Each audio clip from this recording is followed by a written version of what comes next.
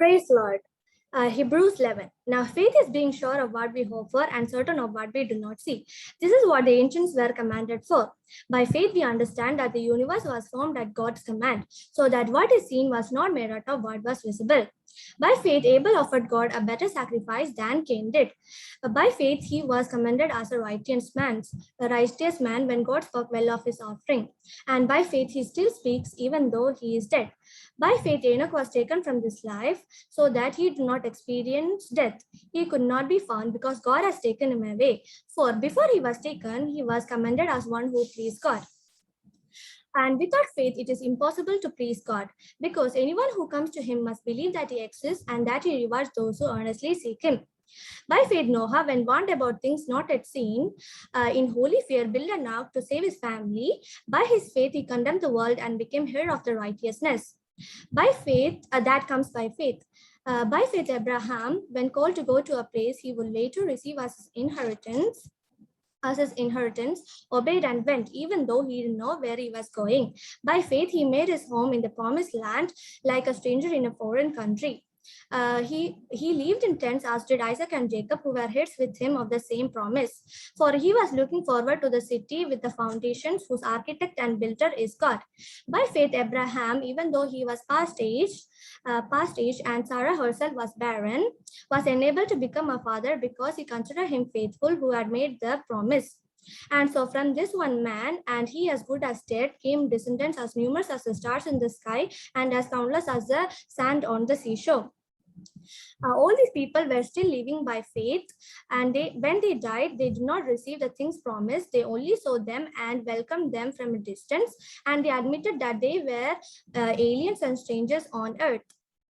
People who say such things show that they were looking for a country of their own. If they had been thinking of the country they had left, they would have had opportunity to return. Instead, they were longing for a better country, a heavenly one. Therefore, God is not ashamed to be called their God, because for he has prepared a city for them. By faith, Abraham, when God tested him, offered Isaac as a sacrifice. He who had received the promise was about to sacrifice his one and only son. Even though God had said to him, "It is through Isaac your offspring will be recounted," but Abraham reasoned that God could raise the dead. That God could raise the dead. And figuratively speaking, he did receive Isaac back from death. By faith, Isaac blessed Jacob and Esau in regard to their future.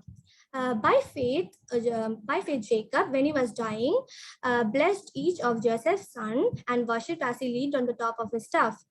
By faith, Joseph, when his end was near, spoke about the exodus of the Israelites from Egypt and gave instruction about his bonds. By faith, Moses' parents hid him for 3 months after he was born, because they saw he was no ordinary child, and they were not afraid of the king's edict. By faith, King's edict. By faith, Moses, when he had grown up, refused to be known as son of Pharaoh's daughter. He chose to be mistreated along with the people of God rather than to enjoy the pleasures of sin for a short time. He regarded disgrace for the sake of Christ as of greater value than the treasures of Egypt, because he was looking ahead to his reward.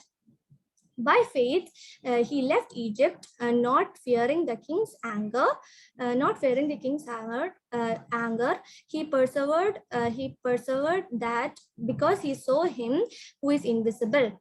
By faith, he kept the Passover and the sprinkling of blood, so that the destroyer of the firstborn would not touch the firstborn of Israel.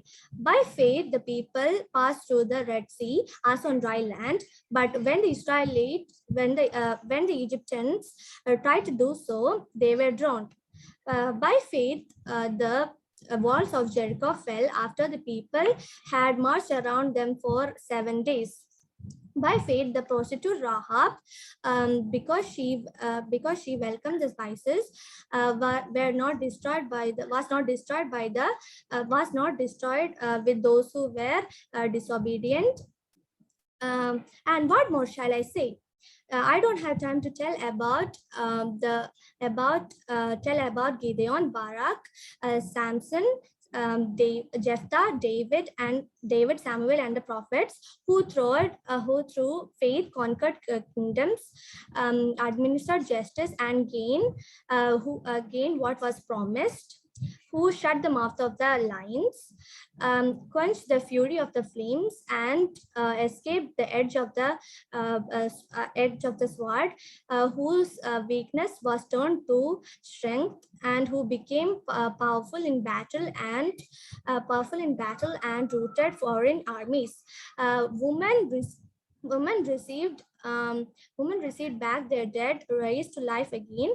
Others were tortured and refused to be released so that they might gain a better restriction. Some faces jeers and flogging, while still others were chained and put in prison. They were stoned. They were sawn in two. They were sawn in two. They were put to death by the sword. They were about in. They were about in. They were about. They were about in. They were about in sheepskins and goatskins, destitute, persecuted, and mistreated. The world was not worthy of them. They wandering in deserts and mountains, and in caves and holes in the ground. These were all commended for their faith. Yet none of them had received what had been promised. God has planned something better for us. So only that together with us would they be made perfect. Thank you.